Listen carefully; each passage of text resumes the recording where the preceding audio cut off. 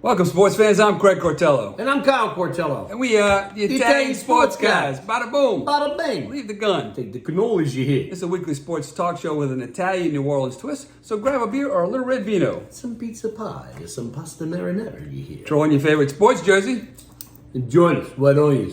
All right, Kyle, good to be back here. Benvenuti, Studio Craig. 58. Welcome back to Studio 58. Back with the ISG Nation, of course, following week one, a very successful opening week for the Saints. All you can say is this, Kyle. I mean, our pundits, our text group, if you talk to the pundits, NFL networks, and so on, everybody had this team as kind of a middle of the road, maybe even worse than that in terms of their power rankings.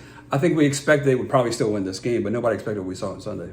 I think you saw a team that was excited to be there and captured the dome right off the bat, and it rolled from there. It was a real tumbleweed thing, you know? Yeah. And I think really that if you look at one storyline for this, I think the one storyline that overrides everything is the Clint Kubiak debut. I mean, this looks like a different team, and a lot of the players in the system look like different players under this scheme. You know, what did Alvin Kamara say, you know, he said, I've been here a long time. I know what it's supposed to look like, and that felt really good today. Yeah. What he's saying is, without throwing anybody else under the bus, is I really appreciate the nuances of this offense. Look, Derek Carr's, over his career, this is documented, his best ratings are on play action pass. We ran none of that last year. So to have a guy who understands that as an offensive coordinator come in and implement that as a focal point of the offense based on the running game that they seem to have found, then it's going to work. And I think it just looked a lot more fluid, Craig. Yeah. It looked a lot smoother. There were games where we scored a lot of points last year, but this was different. Yeah. We hadn't seen this in a while. They say Carolina has some scholarship players too. Yeah, right. Right? You know, they have some especially on defense, right? Right. And look, and we just played very, very. We scored points the first 9 times we had the ball. Yeah, I was looking for the stat, but I think we went from last year we were last in the league in motion and last in the league in play action passing. We went from one to first and third in those two categories. So that tells you a lot about this. And the thing that's really characteristic of the Shanahan offense, when it goes from Mike to Kyle and then now of course to Clint Kubiak, right, is that they really stretch. They make you. They scheme the running game. Most teams think of attacking a defense in terms of levels, underneath, medium passing, and deep. This team really looks at the run game and schemes to run the ball and make you guard the width of the field. And that's what I saw so much in this game. There were so many different ways they attacked, different angles. You had, guys out in space off the linemen. You had power runs, you had cutbacks, you had sweeps. And they make you, cover the entire width of the field. And what happens, 2 things for guys on defense. Mm-hmm. You start not trusting your eyes because you've seen the ball go in so many different ways and guessed wrong, and you lose that gap integrity as well. Absolutely. Look, this was, you go back to, you mentioned it too, Mike Shanahan, Kyle Shanahan, Mike McDaniel from Miami, who's on tonight. Right. And now Kubiak, it's all ingrained. I heard a guy, Pratt Curran, on the NFL Sirius Radio today, when I was going to Lowe's to get some supplies to finish cleaning up. I'll be at the gun club or 220, 221. Whatever. Whatever it's all ball bearings these days, right? and Pat Kerwin said, no matter what, talking about Shanahan, he said, Kyle's going to find a way to run the ball on you. Yeah. And that's what this kind of... Shanahan or Cortello. Either one of us. Look, one makes a little more money than the other, and you know what? I don't need anything. I don't need all that money. Yeah. And so I think that's really their dedication to it. Yeah. We saw this over for a long time. In a big game, Sean was tremendous at drawing it up, but it was pass happy a lot of times. Right. And I think it's a lot like that, except it's based on the run, which opens up everything else. Yeah, you mentioned the play action. I mean, this offense really sets up a QB for success. And we saw that with Derek Carr. Number one, he was very efficient, obviously, for incompletions and 3 touchdowns. Number two, the red zone efficiency. When the team thinks you can line up and smack them in the mouth inside the red zone, it opens up everything. And I think absolutely, we were 4 for 4 in the red zone. I think you look at that touchdown to Juwan Johnson was a really good example because I believe you had Kamara and Taysom Hill in the backfield. Right. They both went in the flat. He looked at both of them, and the defense rolled to them, and he had a clear throw and made a great throw. There were a couple guys in between him, but it really opened up that passing lane for Juwan Johnson. Yeah, and again, it goes back to you said it, trust in your eyes, the defense, and then the 2 main focal points are going to be Kamara at 1, probably Taysom Hill or Olave 1A or 2 or whatever. And when both of them split off and Olave, it's too much. It's too much to handle for a defense unless you're the 85 Bears. So.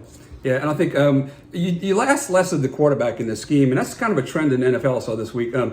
188.3 net yards passing per team in week 1. That's the lowest total since 2007 in the league. So people, it got to be a kind of a pass-happy league, and the rules were geared toward that. But I think teams are understanding if they're going to gear up to stop the pass, maybe it's kind of trending that pendulum in the other way. And, Sure. And the record was set 5 years ago, 263.8. So you see kind of a trend in that direction. You look at teams like the Chargers, again, taking the load off of Justin Herbert, success in the running game. He only had 150, 160 yards, I think, passing. So it's really about, but give him credit. He made the plays when they were there, and that's important. Absolutely. Look, you mentioned it, 19 to 23. Yeah. That's a really good day at the office. I don't care if you're doing forward pitch laterals. Yeah. Well, it's not a lateral. Forward shuffle passes, and that's considered a pass. Yeah. But no, the point is, take advantage of what they're giving them, and it's all part of the game plan. You set them up for the way you want to set them up based on the running game. Going back to your point about the Chargers, J.K. Dobbins and Gus Edwards both had big games. Yeah. And Dobbins really had a big game, and he's coming off a knee surgery. So just goes to show you, it really is, I think, a pendulum kind of swing kind of deal. Yeah. Because I think they've figured out. I think defense has figured out, and the good ones on offense are getting one step ahead of it, or their core of their offense is going to be a punch in the mouth running game. So yeah, no question. And if you look at, there was a couple examples too in the Shanahan's, over the history. You look at John Elway when he finally won a Super Bowl, 200 yards rushing for this team. He was 12 of 22 with no touchdowns and interception, right, and 123 yards. Same thing with Garoppolo. The reason he moved on from Garoppolo is that he was 6 of 8 for 77 yards in the championship game against the Green Bay Packers, right, and ran for 285 yards. So again, they didn't think he was making the plays when they were there, given the success of the running game. So that's why I want to point out Carr. The fans were tough on him last year, right, but he really made plays that were opening up for him, and that's going to be critical. Absolutely. Look, you mentioned Garoppolo. They had it in that first Super Bowl against the Chiefs. It was there. He overthrew the pass. Remember that? Right. That would have been the game winner. Right. And it's all predicated off of what they were doing running the football. So. No disrespect to Jimmy Garoppolo, but that's a play you have to make. Yeah. And that's why they moved on. Yeah, the stats are all in favor of lopsided for the Saints, of course, for 47 to 10. Looking to the defensive side, a little bit harder to assess because we know the struggles of this offense and this quarterback, Bryce Young, in the second year. But I think a couple things stood out to me. Number one, run defense. Again, that all sets up everything and put the pressure on a young quarterback who's still struggling. And turnovers, Saints really, ball hawks. Tyrann Mathieu, credit to him. Again, it's been that way all his career, but punches the ball out and ends up recovering as well. And a couple of interceptions. So it's nice to see. You're going to need that moving forward as well. Yeah, and then not to mention, Alontae Taylor with the 3 sacks. And look, this is a guy, he's not 200 pounds. Yeah. But you got to have the speed and the skill set to get through there. Yeah. But what did Dennis Allen say? Look, there's some big dudes in there. When you get in there, you got to finish the job. And and he's a very good open field tackler, and he was able to get a look. It wasn't Tom Brady standing back there who doesn't move much. This was Bryce Young. Yeah. There's a guy who can get out of the way, and so I thought those were dialed up at the right time, executed perfectly, but all around too. I mean, the 2 interceptions by the safeties, Will Abrams and Jordan Howden had one too.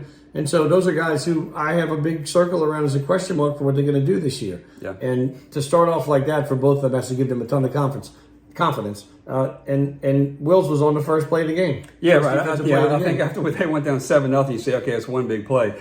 Then he throws an interception, you go up 10-0. I think they kind of got that feeling, here we go again. It snowballed. It really snowballed. To our credit, we never let up off the gas. Yeah, you kind of see it. And it'd be remiss if we didn't mention special teams as well. Look, Blake Groupie hits the 57-yarder, goes 4 for 4 and 5 for 5 on PATs. Again, we scored the first 9 drives of the game. Yeah, and good storyline for next week's game against the Cowboys, which we're going to talk about for a little bit. But Cowboys have maybe what people are considering the best kicker in the league right now in Braden Aubrey, whatever. And fish mammal, whatever. And he actually hit a record-tying NFL field goal at 66 yards against the Browns, but they got called for delay of game. So his name would have been in the record books tying Justin Tucker's. Yeah. He hit a 71-yarder in preseason. Yeah, I saw that. He is a second-year kicker out of Notre Dame. Yeah. The Saints' Blake Groupie is a second-year kicker out of Notre Dame. So apparently these guys, their feet know each other well. Yeah, for sure. A couple other things I want to mention, Kyle. Of course, Alvin Kamara, look, we weren't kind of quite sure of him. He sat out a lot. We had some contract issues.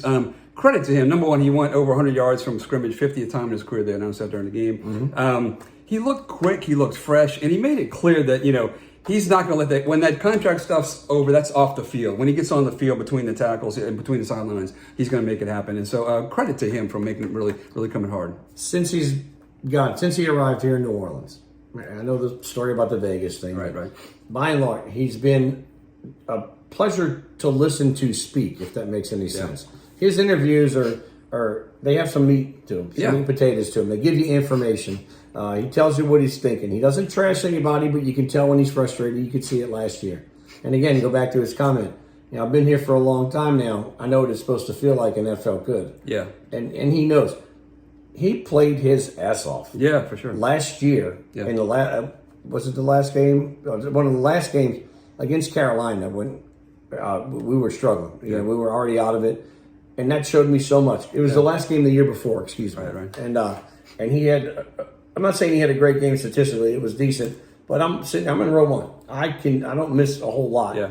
And he is going after it. Yeah. And I thought so much of him, even more than I already did. He's a great player, and I'll go down as one of the best running backs in Saints history. For sure. Not the best. Yeah, and he's had some nagging injuries, so maybe if he stays healthy, fully healthy. It's a lot of times, fans don't really know about that because they don't really take him out of the game. Right. So, he still plays through it. But if he stays completely healthy. Also, you mentioned, Peyton used to talk about how intelligent a player he was from the day he got there, and same thing for Kubiak. He said, we've thrown so much at him in the passing game, and it's just amazing how much he's taken in. So that's two really good offensive minds, talking about another offensive mind on the field, so to speak. I thought another key on this game was Taysom Hill's versatility. Again, it gives him so much to play with as an offensive coordinator. One of the first runs of the game, they went wide to the right side with Kamara, and it took Taysom Hill in motion and just let him create the hole. And it got 7 or 8 yards. It kind of sets the tone, but there's so much you can do with the Taysom Hill on the field, and we saw Clint Kubiak take advantage of that. Yeah, go back to Deebo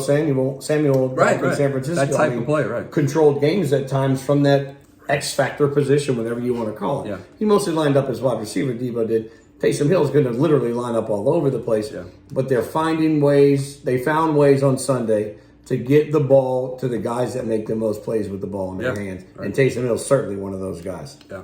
And I thought another kudos to Jawan Johnson. I know he was injured right up before the season started. Wasn't sure how his fitness was going to be. He looked fit as well. He had made a great catch in his zone for a touchdown. But it's good to have him back. Block the punt. Yeah, and good to have him back and healthy because that was kind of a question mark with him. Nagging that injury, trying to get over that. Yeah, I did see maybe end of the second quarter at one point. He just came off the field after a play. Now that's from missing all the games. that's. But he looked sharp. Football shape. Yeah. Right, football. But he looked sharp, tight in his routes. Right. The play when he and Foster Moore were both in the back of the end zone, and Derek Carr is kind of get away from each other. Just things seemed to flow on Sunday, I thought, and he looks good. Yeah. Elsewhere, anything else on the Saints, Scott, you want to mention? Before we go to NFL at large? I've been pretty hard, as most of the free world has been, on Trevor Penning, and I thought he looked good. I didn't watch every single play on him, and I didn't see a breakdown of his plays, but I thought he had a really good game. Now, I'll tell you who I did get to see a lot of highlight tapes of is Talifuagua. Dude, he is a player. Yeah, he's going to be a really, really good one. He just keeps looking for somebody to hit until the whistle blows downfield. Yeah, if there's one thing he and Penny share in common, it's that they're aggressive. Yeah, we've got a big injury list this week. Looking forward to the Dallas Cowboys again. This will be a better test for us.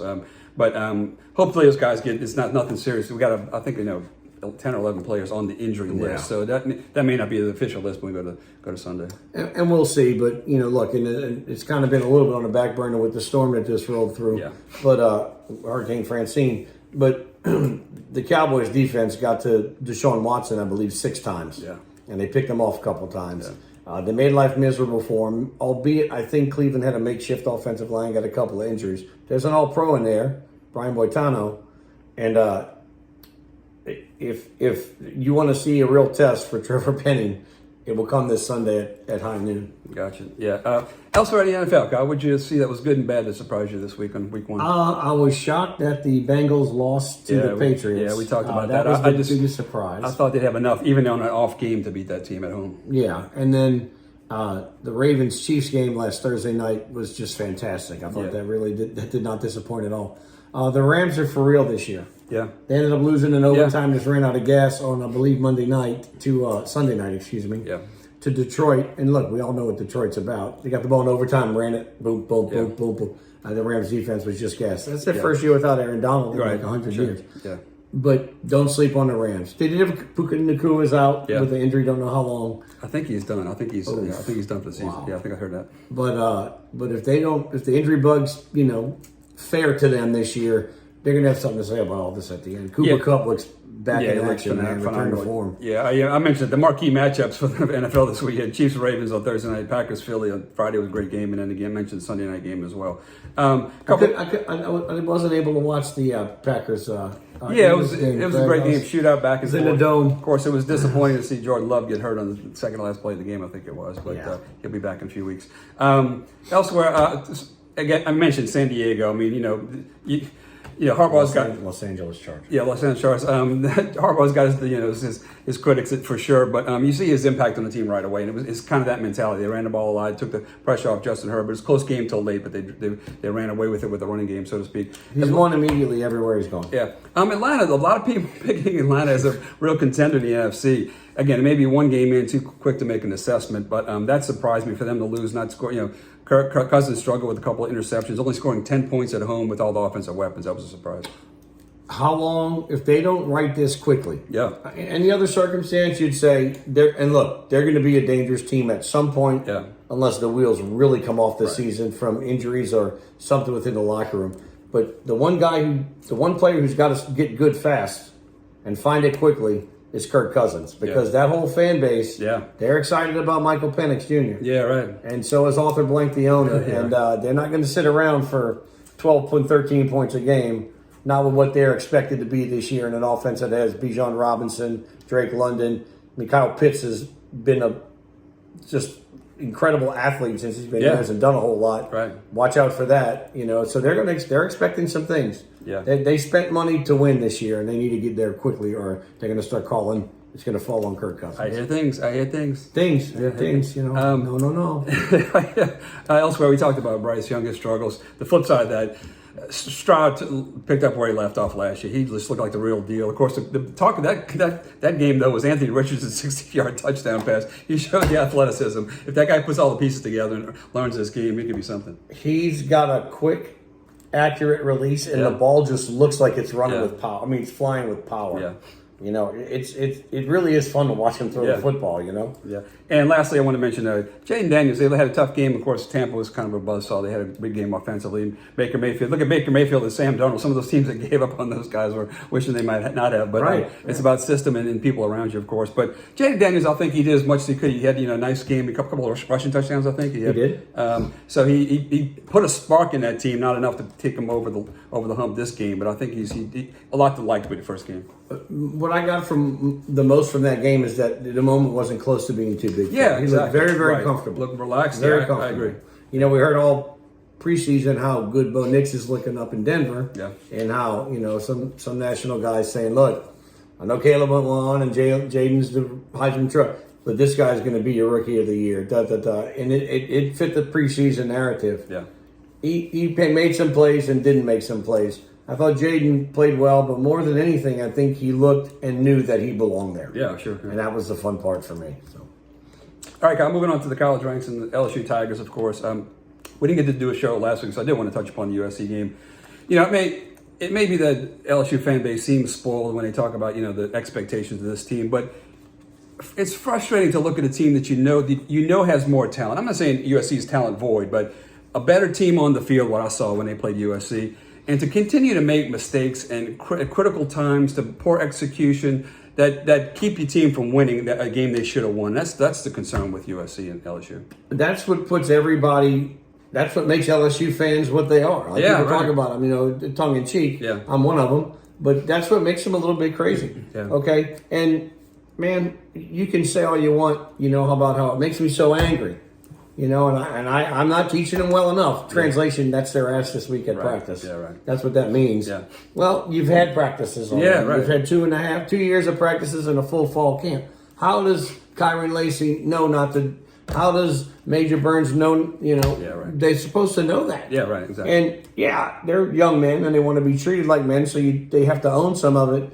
But at the same time, there is a culture that you create as a head coach for what's allowed and what's not allowed. Yeah. Okay, and so those are the stupid penalties I'm sure you're referring to. Yeah, I mean, you score 2 touchdowns, you have the momentum, and after both touchdowns, you get unsportsmanlike. You put the other team right back in a position to have success and change the momentum back in their favor. Teams that don't know how to win do those things. Absolutely. And I saw it too, there was a point in this game where the LSU went ahead 17-13 and had a couple of possessions to extend that lead. That was critical to me because if you got the killer instinct, you go down, you score a touchdown, you're up 11, the game's pretty much over at that point. In one of those drives, they had 3rd and 1. They go to that, I can't stand that hurry up because when the defense sees you doing it, you got no options. They try to run a running play real quick. Yeah, right. The defense is all over it. They see it coming and they stuffed it, right? You got no other options. I'd rather see what the defense is doing and have some options to go. But when you run the ball right up the middle, when they see it coming, they're going to adapt to it. And also the third down and goal they had when they're down 20-17. If they score a touchdown there, again, it puts the pressure back on USC. Field goal, then you're hoping for a tie in overtime, right?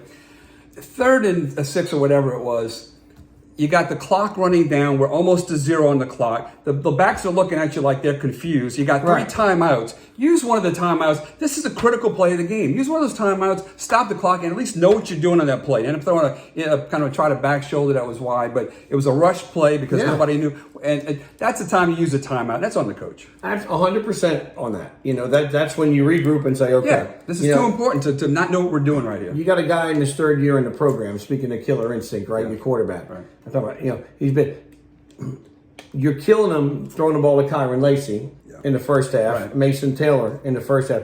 Each of them had 2 targets for 0 completions in the second half. That's inexcusable. But more to your point, he talks about the culture and the winning. How do you not see that that's what's going on? You got a first-year offensive coordinator or a new offensive coordinator. You have, you see what's going on. How do you not? Yeah, and those are the things. I don't know. It's just too important not to be buttoned up on that everything matters in a game like that. Every little thing. All the details, and I don't ever believe but we got out coached by Lincoln Riley. Yeah, right. Yeah, and you talk about Lacey. I mean, early in the game, they had 3 or 4 in a row, just quick hitches, and they were giving us some cushion because they were concerned about his speed. I'm like, they either got to keep going back to this, or they got to do some stop and goes and get him over the top. Right. And they threw very few deep balls, if I recall. Now I don't know if the defense shifted to it and left other things open, but there were some opportunities. There had to be some opportunities there to either continue to do that till they stop it, or to get him over the top with some balls. On top of that, LSU's inability to run the ball changed the game plan a lot. All this talk about, we're not going to go to Caesar's Palace. We're going to go up there to get in a fist fight. Right. Well, you've got to put your dukes up, by and large. And for me, I don't get this part. Every running play we ran seemed to go between the tackles. Yeah. Most of them between the guards. Yeah. At what point do you say, hey, Joe Sloan, it's not working. Yeah, right. Yeah. Can you pull the headset down and make the let's try something to the outside. Yeah, they never did. They made a big deal about USC adding 1,400 pounds in a weight room across their team or something. Right. How much bigger the guys on the defensive line got. So if you can't do it there, and you're right. These are transfers. These are proven guys. Right. That came in, by the way. It was 25 carries for 113 yards, which was 4.5 a carry, but that's misleading. They had a 139. They had a 39-yarder. After that, it's 24 for 74, 3 yards a carry. And you're right. It just seemed like they had struggled all night. We didn't learn a lot. We weren't going to learn a lot from Nichols' game. Of course, they struggled early. Except that our defense except we still don't stop the run very well. Great game for Colin Guggenheim, local kid. Yeah. And we did a terrible job at running the ball ourselves. That's another thing. Yeah, they needed Rumble's defense to stop Guggenheim, right? Yeah, that's right. What's Kobe Fields when I need him? That's right. Yeah. We got Donovan Coughlin. Where's he when I need him? A South Carolina team was a surprise last week. 10-point underdog on the road in Kentucky and blew out Kentucky. So what looked like it might be kind of a cakewalk game may not be. This is a dangerous game for LSU. So early on in the season, we went through the list of some buddies going through the game by game for LSU. I had him beating SC, had him, of course, beating Nichols. I picked this game as a LSU upset loss. Yeah. 11 o'clock in the morning. Yeah. College game day is going to be there. South Carolina has these games every so often where they're just not going to lose. Yeah, right. And it's an environment and an atmosphere thing. The good news for LSU is that they're flying high already, just beating the snot out of Kentucky, like you mentioned. Yeah, right. So hopefully that plays the LSU favor from an intangible standpoint. Yeah. But LSU's got to do 2 things, really, to give themselves a fighting chance. At South Carolina, it's hard to say that. Yeah. You got to run the ball. Yeah. And you got to stop the run. Yeah. I mean, you ran right up the middle on them. Yeah. And so if you don't do those 2 things, watch out, because you get that crowd rolling, college game day atmosphere, watch out. Yeah. Moving on, Kyle, to Tulane. A tough loss for them, of course, at home. They led most of the game. This kid Mintz is a very dynamic player. 19 of 29 for 342 and 2 touchdowns.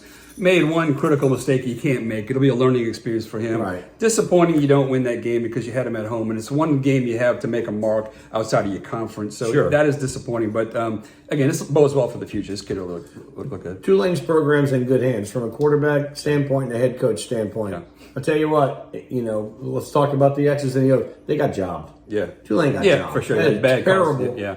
At what point do we figure out, the officials figure out, you don't have to be part of the outcome of the game? Oh, absolutely. Matter of fact, it's better if you're not part of the outcome of the game. Yeah. It's almost like the fourth quarter hits, game on the line, and I probably haven't thrown enough flags today. Yeah. It's like, it feels like it's part of it's pseudo-intentional to be a part of the outcome. And it's disgusting, especially at that level, because you got kids playing. You got college kids playing their asses off.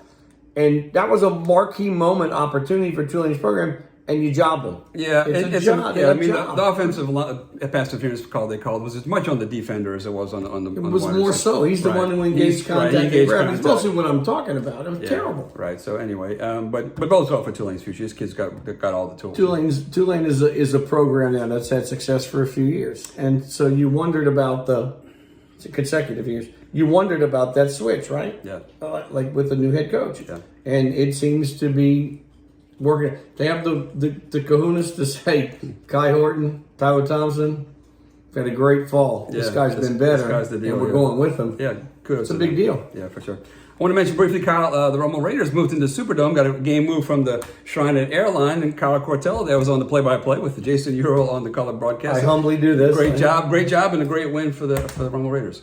What an exciting high school football game. 42-35 the final.